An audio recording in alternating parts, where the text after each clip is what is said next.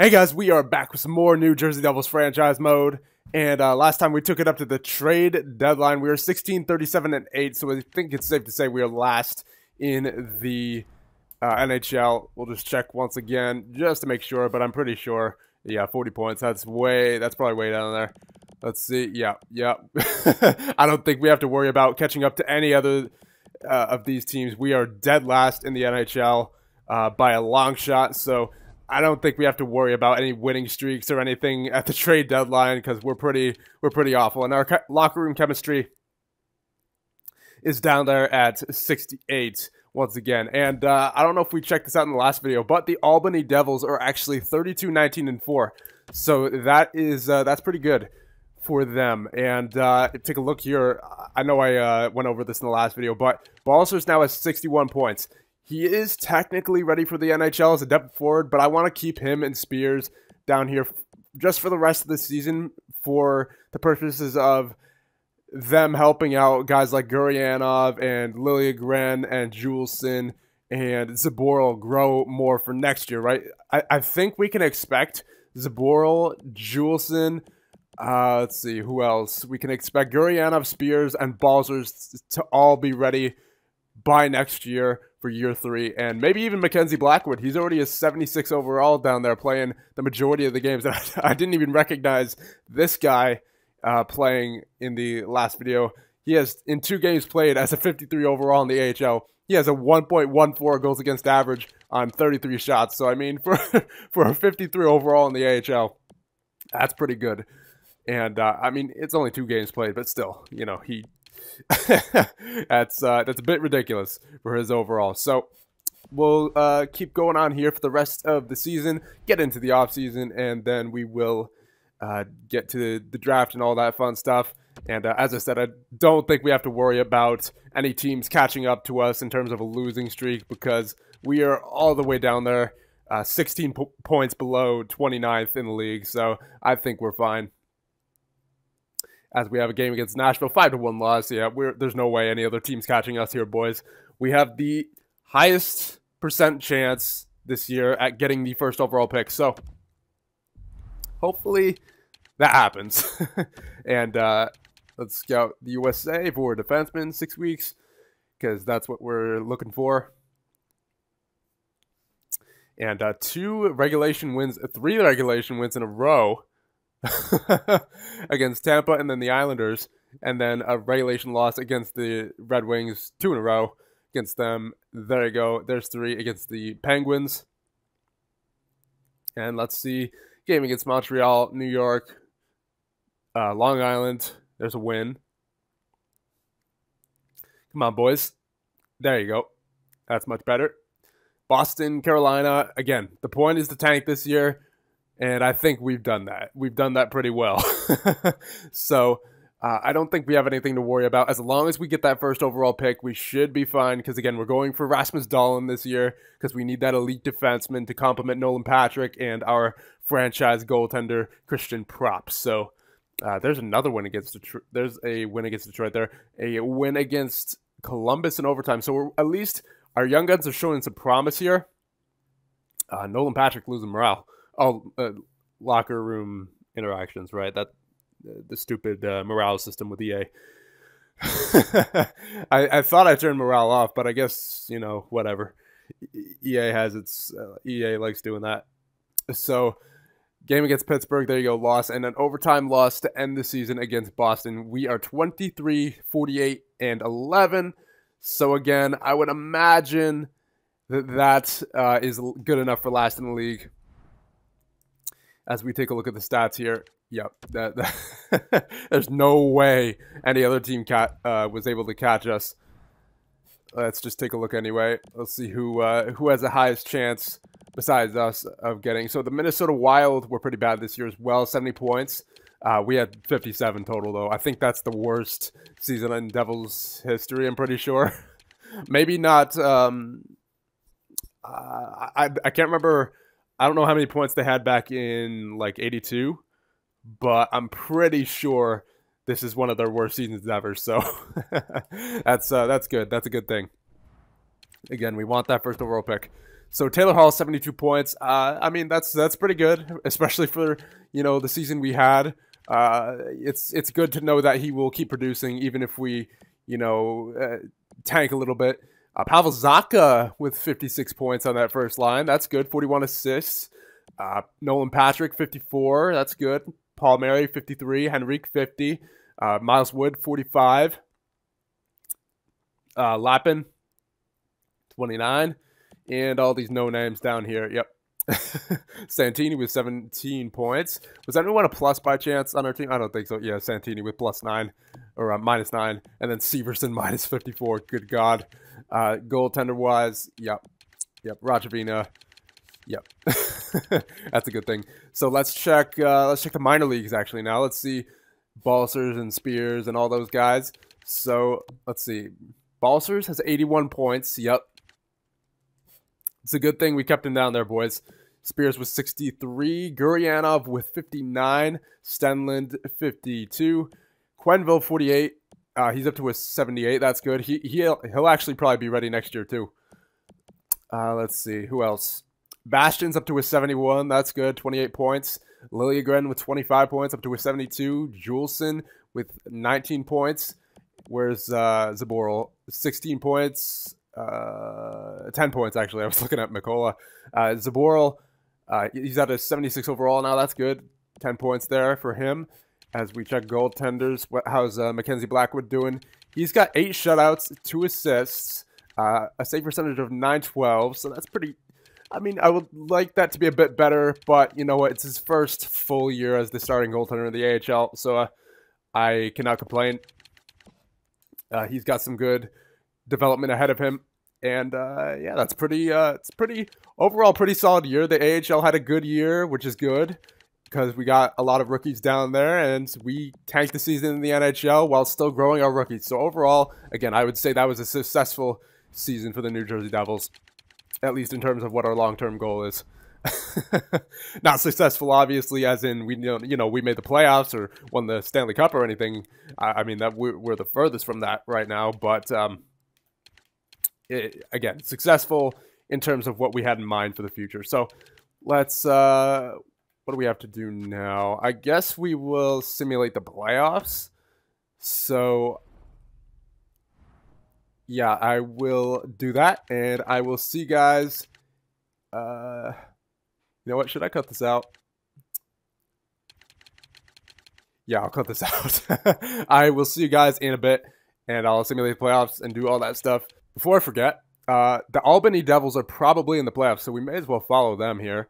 We'll simulate this last game of the season for them, and then we will get to the offseason. So Valiev has a goal for Toronto. Let's see, second period. Quenville has a goal, and then third period. All right, so Toronto won that 4-1, but still overall a pretty good season for the Albany Devils here. Let's simulate up the playoffs. I would imagine they're in the playoffs. Let's go one more day. Oh, image scout. Hold on. Gotta do that. Gotta do that for sure. Go back to the NHL. Devils, trade and improve. Yep. Gotta do the scouting. That's always important. And let's see. We did the US. We did all of Canada for defensemen. Let's go...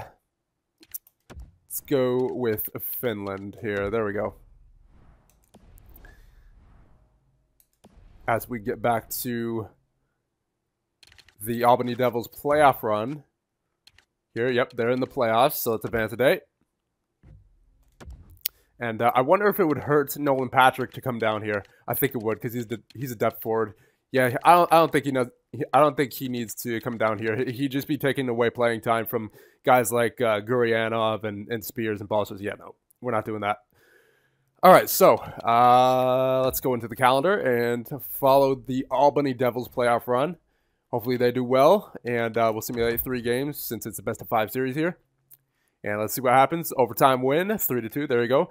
And 3-2 loss. 4-0 win in game number 3. Come on, boys. We can do this.